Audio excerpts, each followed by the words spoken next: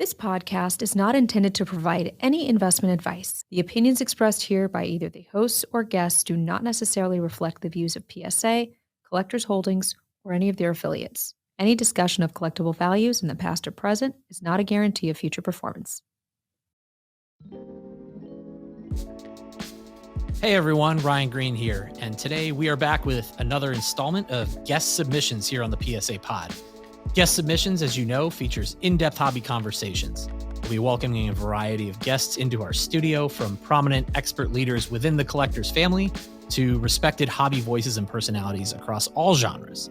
The goal here is to inform and entertain from several different angles, whether it's discussing product developments and enhancements that improve the PSA customer experience, or simply talking shop and collecting from different perspectives.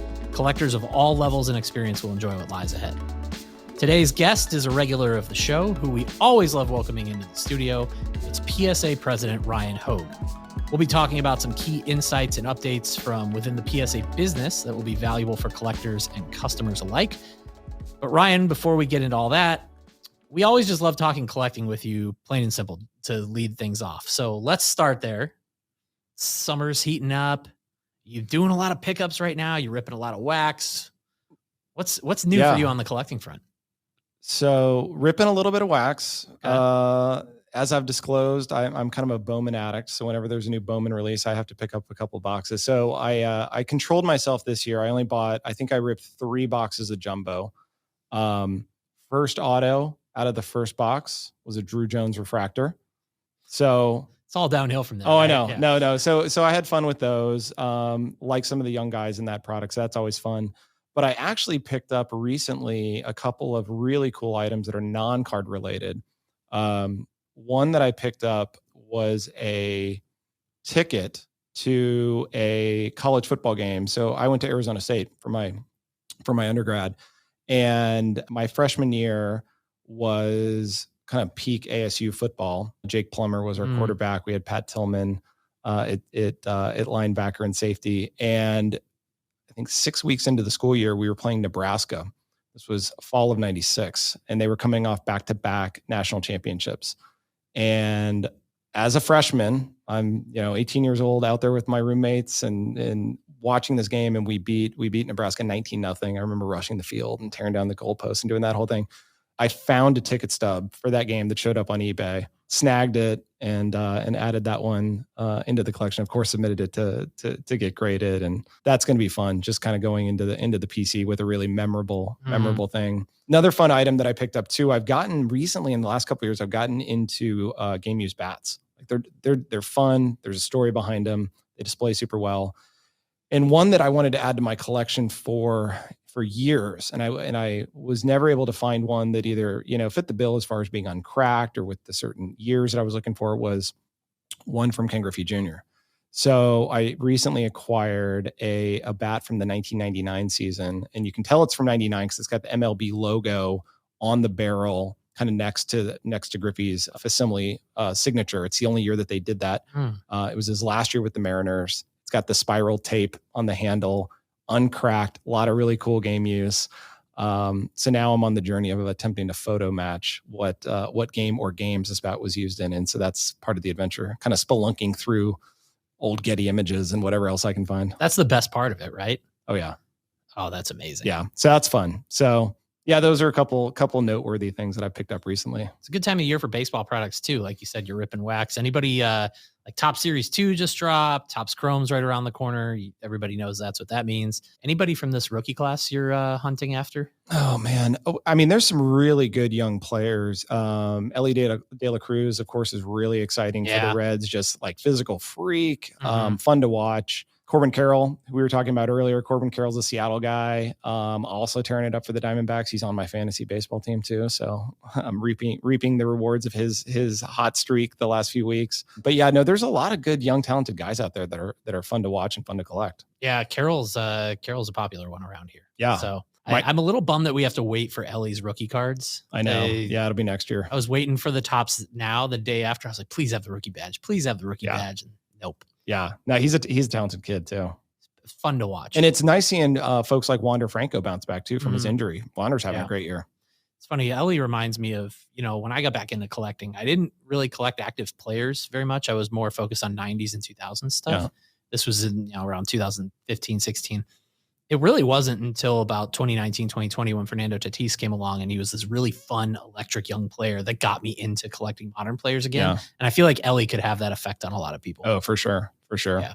And our own Bobby Witt Jr. has also been stepping it up lately. Yep. Bobby's also on my fantasy team, so he needs to get it in gear. Yeah, but he's got like 25 steals already. He does. Season at the time of this recording. Yes. Very under the radar because Yes. the team's struggling a little bit. Yep. Our guy is showing all the tools. Oh yeah. So we obviously always want to talk about some exciting PSA updates and business just insights with you. And the place I want to start, we're talking about things heating up in the summer. And in the hobby, the summer means the National. It's right around the corner, about a month away, a little over a month away. What do we want to talk about a little bit? We've got some exciting announcements coming. Yep. But what do you kind of want to give people right now to expect for PSA with the National this year in Chicago? Yeah. No, like you said, I think we'll be disclosing a lot more about what we have in store. But yeah, I can give a sneak peek. First of all, I love Chicago. I love the National in Chicago. Great city, great venue to have the National, great food, awesome crowd. It's always been my favorite. Even before I was working here, when I personally would go as a collector to the National, I would happen to go Chicago years. I'd skip the in-betweens. And so I would always go to the Chicago National. So this year, we've got a couple things that I think are going to be really exciting to people. One, we're going to be announcing later this month detailed pricing of what the service levels will have at the show, but we are making it more accessible, meaning lower price than we had last year. So we want to make it easier and more accessible for more people to get things graded, either whether it's end of show or end of day. We'll support both service levels, and it'll be at a lower price point than we had last year. So that's good news. And then the other thing that we've actually been spending a ton of time with our marketing team on is really stepping up the overall customer experience and kind of collector experience that we want to have at the event. And so when people come over to the PSA booth, whether they're just coming to check things out, learn something, or drop off or pick up a submission, I think the experience that you're going to have this year compared to past years is going to be, up a notch or up many notches. So I'm excited about the concepts that I've seen, and can't wait for customers to experience it. It's going to stand out. Oh, for sure. For sure. In a really good way. Like you said, we don't want to give too much away. The people will see it soon enough, but the National is really going to be special this year. And like you said, it kind of feels like it's home when it's in Chicago. Yeah. Yeah. No, it's always a great show for us. We love seeing our customers, getting FaceTime with them. I'm going to be there the whole week. And so we'll be working the line with folks, and yeah, feel free to pop up to the booth and say hi to me. Well, before we get to the National, right now in June, we've got some specials going, which have been really popular so far. And, for those who aren't familiar, we have Collectors Club grading specials that we launch. Typically, we'll launch a new special around the beginning of the month. And there's different themes with these specials month over month. And the big one right now in June is the 90s Plus Sports Special. All cards manufactured from 1990 to present day. We're doing it $15 a card. It's really an interesting special for Collectors Club members because it's so broad and wide reaching. And I think the reception of this when it was announced was really positive because of that. But one thing I've always noticed, I work on the social media team here, so I get to see what people are saying about, specials when we announce them. And a lot of times when we have very specific specials, we'll get a lot of replies where people say, well, what about X genre? What about Y genre? I wanted you to talk with us a little bit today about what goes into some of the decision-making behind specials. I think customers will really appreciate that insight. Summer like this month's are far more broad than others. What insight can you give to that process? Yeah, no, there's a lot that goes into it. And so I'll just share a little bit of commentary on kind of the process, how we evaluate it, and the decision-making behind it. So, we start by looking at the entire calendar. Even going into the year, we'll look at product releases. That's one thing that we consider is when are there new products coming out? We know there's a lot of new baseball that comes out in the spring. We know there's certain higher end releases like a National Treasures or a Flawless or a Topps Dynasty. We look at when people are actively wanting to buy and sell kind of ahead of a season start. Is very popular. So like summertime football is actually a pretty popular season for people to start getting amped up for the new season. So that's one layer that we kind of look at and overlay on the overall calendar. And then the other thing that we want to do is make sure that we have specials that resonate with all of our different collectors and make sure that at least once a year, people are able to get something that appeals to them and getting some value out of that benefit of the Collectors Club membership. And so you'll see some specials that we rotate on a pretty regular basis because we know they appeal to a larger chunk of our customers. Other ones that are pretty niche might be really targeted because we're wanting to do something for that segment of customers, and it might only happen once a year. And so with the June special, for example, the 90s plus that you described, which really is a huge chunk of cards that have been produced and people that are active PSA customers from 1990 to present day, we know that one is going to have a lot of appeal. We also had not run that special yet in 2023. The last one we had, a similar one, was in December. So we knew that there were people that were kind of waiting for this one, but we also know the volume that we bring in when we do this type of special. And we want to make sure that we're able to still honor our fast turnaround times that we've worked really hard to get to the scale to deliver on. And so when we run this special, we know it's going to be popular. We're going to get more cards in on it. So we're going to take a breather and give us a couple months to process those and get those back to customers. But then you'll see us do other specials that are more targeted. Like when there was the new Flawless release, we actually ran a Super Express special where we discounted that by a third.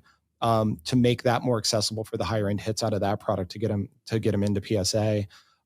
We've run targeted ticket specials. We're running a ticket special right now.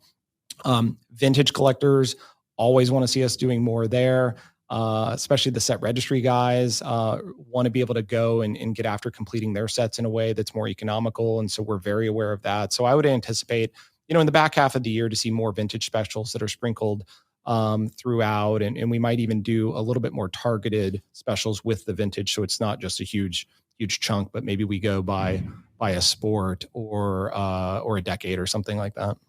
So just to recap, this is Collectors Club member exclusive. Collectors Club membership is $99 a year. Go to psacard.com/join if you want to become one today.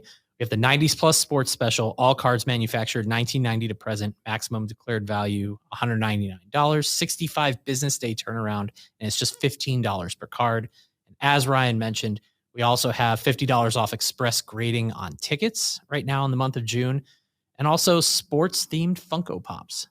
Yeah, I didn't mention that one. No, yeah. I love the Funko category. It's a new category for us. We've only been grading them for about 9 months, but it's fun. I just did a submission for the first time just to kind of test out the service. I really liked what I got back. They're cool display pieces. They really are. They're on my desk and they're just, I really can't, the words don't do the holders justice. Yeah. Well, another thing that we want to talk about, we haven't touched on this. We haven't had you back since a lot of these things launched. I want to talk about the PSA app because there's been a lot of developments within the PSA app since you were last here.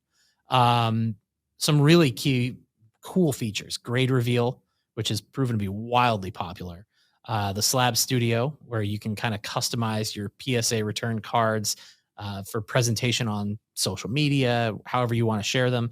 Also, this sounds like a small thing, but it's very popular. Push notifications from each step of the grading process are now available within the app. So this, we've talked with you in the past about the investment in technology with the PSA, just customer and product experience. And I mean, this is it, front and center in the palm of people's hands. Yeah. No, the PSA mobile app's awesome. I love it. The team is great. Shout out to Steph, Greg, Dom, Maxie, Josh. Keep doing what you do. I love the reception that the app updates get from customers. It's fun, and it's not all, there's not necessarily like a business outcome we have for these features. It's to bring collectors joy and excitement. And I love it. And I love seeing the reaction, like the grade reveal. Cool feature. Slab Studio was one that I had been actually testing for a really long time before we actually shipped it. It's how I post some of my things to Instagram and make it look really cool and the presentation awesome. So yeah, there's more to come. Like there's some really cool stuff that the team is working on. Some examples. I don't want to steal all their thunder, but We just shipped out the push notifications for not all of the grading steps, but about half of them, kind of the noteworthy ones. If you're one of the OCD folks that wants to see when it moves from assembly to QA1 and to QA2, sorry, you're not going to get a push notification for those, but you will get a push notification when your order's been received, when the grades are ready, things like that. They're going to work to expand that to be more, to cover more steps of the grading process. We recently added the ability to see your vaulted items in the PSA vault. That's going to expand to go even broader so that you can see things that are in your My Collection, including non-vaulted items. So if you're one of the collectors that uses that capability, you'll be able to see your entire collection. So that'll get more robust. You'll have filtering and search against that content too. So it'll be easier to find the item you're looking for. And then the last thing that we're working on, this one's also been in development for a while. We obviously know the phone has a camera. Wouldn't it be great to be able to take a photo of a card, tell you what it is, maybe what it's worth in a certain PSA grade, so you can see, is it worth even sending this in? And then, hey, if it is, maybe it's easy to create a mobile submission right from your phone. That's another capability the team's been working on and that we're going to hopefully ship to customers, in a few months.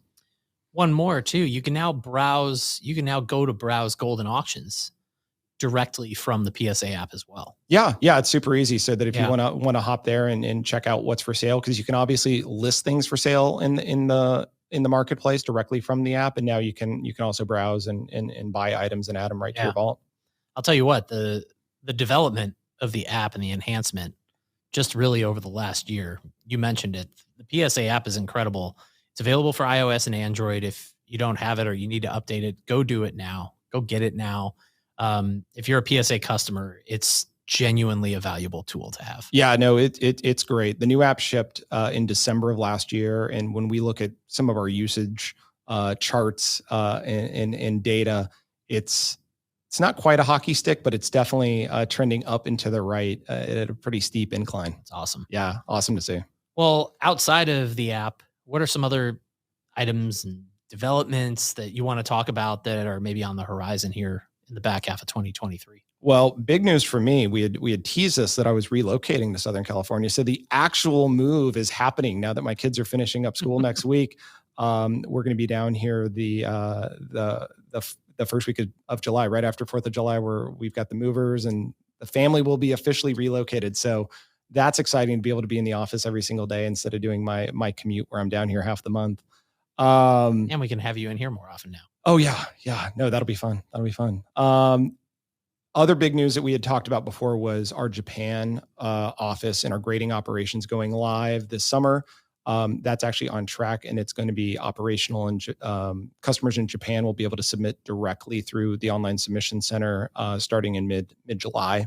So that's going well. We've spent many months training the team. All the infrastructure is built out. We're kind of in the final testing stages and quality control stages before we actually turn things on live. So that's really exciting to see. And I'm going to be making a trip out there later this fall to see how the team's doing. For collectors and customers here in the US, give a little insight to, what people are collecting over in Japan and what we're kind of anticipating a lot of coming into that new operation. Yeah. It's really interesting. 90% of the cards that are submitted are TCG related, with the vast majority being Pokemon. Very popular. Pokemon is from Japan, was created there. And we're seeing explosive growth in the interest of collecting, more so than we maybe even saw in the US during, the 2021 kind of boom. It's just exploding right now. And then right behind that is actually Japanese sports. But it's a minority. I mean, again, 85-90% of it is going to be TCG related. So like NPB baseball products and things like that. So no, any American sports that you think they're anticipating seeing a lot of submissions of? No, not really. Interesting. Yeah. It's really unique. Each of the overseas kind of non-US markets are pretty different. One overseas market that actually mirrors a lot of the US submission trends is South Korea, where you almost see a pretty even split across all the major sports. A lot of the North American based sports as well as TCG. It's almost like equal split across baseball, basketball, football, and TCG. And soccer Soccer's close. Soccer's very popular there too. It's interesting. Yeah. Well, before we let you go, we talked about the National a little bit earlier. From a personal standpoint, going to the National, you mentioned how much you love going when it's in Chicago. What's the number one target on your to get or to acquire list at the National this year when you're not going to be at the PSA booth and you're going to be out wondering about the floor? When I find all that free time to break away. Exactly. A card that's been on my list for a while is a 51 Bowman Willie Mays. Not like super high grade. I'm probably looking for like a mid grade, but really nicely centered. That's what I've been looking for a while without a lot of the print defects. It's pretty common to see fish eyes and things like that on that card. That's one that I'm looking for. And then the other thing that I've really gotten into is trying to find more of these 90s rare Griffey inserts and things like that. So if I come across something like that, I'll probably snag one or two of those. If you're looking for something, the National is the place to find it. Oh, it's most likely there. It's just, can you locate it? Absolutely. I think I might have to do some early shopping before it's open to everybody, maybe early on Wednesday morning or something. That was a lesson I learned last year. Yeah. Well, Ryan, thank you again for joining us. We're excited to have you here in Santa Ana full time. So we're going to be having you on here much more often and again soon. Awesome. Looking forward to it. Thanks. All right. Well, that was this edition of Guest Submissions with PSA President Ryan Hoge. Thanks for tuning in. We'll be back next week with more here on the PSA Pod.